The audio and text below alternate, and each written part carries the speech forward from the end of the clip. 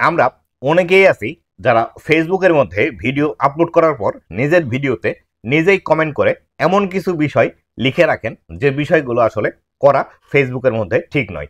এই বিষয়গুলো করার ফলে আপনার কিন্তু রিচ ডাউন হয়ে যাবে, এমনকি আপনার ফেসবুকের যে প্রোফাইলটি আছে সেই প্রোফাইলটি কিন্তু বর্তমানে ডিসেবল করে দেওয়ার পসিবিলিটি থেকে যায়। তো কোন ভুল কাজগুলো আপনারা কমেন্টের মধ্যে করে থাকেন আজকের এই ভিডিওটিতে এই বিষয়টি সম্পর্কে বিস্তারিত আলোচনা করব। তো বন্ধুরা, আপনি যদি আমার চ্যানেলে প্রথমবার এসে থাকেন অবশ্যই চ্যানেলটি সাবস্ক্রাইব করে নিয়ে পাশে আসা বেল নোটিফিকেশনটি অন করে দিবেন, যাতে করে ভবিষ্যতে ফেসবুক রিলেটেড এমন আরও ইনফরমেটিভ কন্টেন্টগুলো আপনারা পেতে থাকেন।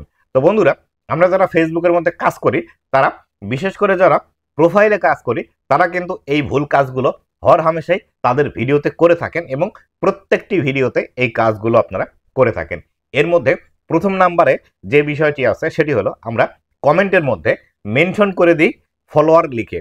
এই ফলোয়ার লিখে আপনাকে কখনোই আপনার ভিডিওটিতে মেনশন করা যাবে না। তবে আপনি যদি সারা মাস কাজ করে একটি দুইটি ভিডিওতে বা যেটি দর্শকদের জন্য খুবই গুরুত্বপূর্ণ ভিডিও, সেই ভিডিও বা পোস্টের মধ্যে @ বা মেনশন করে আপনি ফলোয়ার লিখতে পারেন, নতুবা আপনি প্রতিটি ভিডিওতে আপনার কমেন্টে গিয়ে ফলোয়ারদেরকে মেনশন করে দিবেন। এই বিষয়টি করা কিন্তু ঠিক না। আর অনেকেই আছে যারা আপনার ফ্রেন্ড কিন্তু তারা আপনার দর্শক নয়, বা আপনার ভিডিওটিতে বা আপনার যে কন্টেন্টগুলো আপনি পাবলিশ করেন তাতে তাদের কোনো ইন্টারেস্ট নাও থাকতে পারে। আর বারবার যখন আপনি এই যে মেনশন করে ভিডিও বা কোনো একটি কন্টেন্ট পোস্ট করবেন তখন কিন্তু তাদের কাছে নোটিফিকেশন যায়।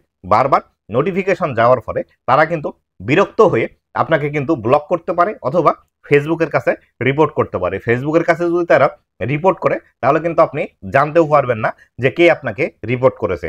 আর বারবার যদি এইভাবে রিপোর্ট করে বা রিপোর্টের সংখ্যা যদি বেশি হয়ে যায়, সেই ক্ষেত্রে আপনাকে কিন্তু স্প্যামি কন্টেন্ট ক্রিয়েটর হিসেবে ধরে নেবে ফেসবুক এবং আপনার এই ভিডিওগুলো নতুন নতুন দর্শকের কাছে কিন্তু পাঠাবে না। তাই অবশ্যই আপনারা যারা কমেন্টের মধ্যে ফলোয়ারকে মেনশন করে দেন এই বিষয়গুলো করা থেকে বিরত থাকবেন, এবং যারা অলরেডি করেছেন তারা যদি সম্ভব হয় ডিলিট করে দেওয়ার, তাহলে সেই ক্ষেত্রে অবশ্যই এগুলো ডিলিট করে দিবেন। তারপরে 2 নম্বরে যে বিষয়টি আপনারা করে থাকেন আপনার একটি ভিডিও পোস্ট করার পর বা একটি ছবি পোস্ট করার পর, সেটি হলো মেনশন দিয়ে আপনারা হাইলাইট লেখেন। এই বিষয়টিও করা যাবে না। এই দুইটি বিষয় আপনি ফেসবুকের মধ্যে যদি হর হামেশাই করতে থাকেন, আপনি হয়তো সাময়িক সময়ের জন্য কিছু রিচ, কিছু ভিউজ বা কিছু এঙ্গেজমেন্ট বেশি পেতে পারেন, কিন্তু ইন দ্য লং রান বা দীর্ঘদিনের জন্য এটি কিন্তু আপনাকে ক্ষতির সম্মুখীন করতে পারে। তাই অবশ্যই আপনি যখন একটি ভিডিও পাবলিশ করবেন সেই ভিডিওটি যদি খুবই গুরুত্বপূর্ণ না হয় বা আপনার দর্শকদের কাছে যে পৌঁছাতেই হবে এরকম যদি গুরুত্বপূর্ণ ভিডিও না হয়, তাহলে সেই ক্ষেত্রে আপনার কমেন্টের মধ্যে মেনশন বা হাইলাইট এই বিষয়গুলো আপনারা লিখবেন না। আশা করি বিস্তারিত বিষয়গুলো বুঝতে পেরেছেন।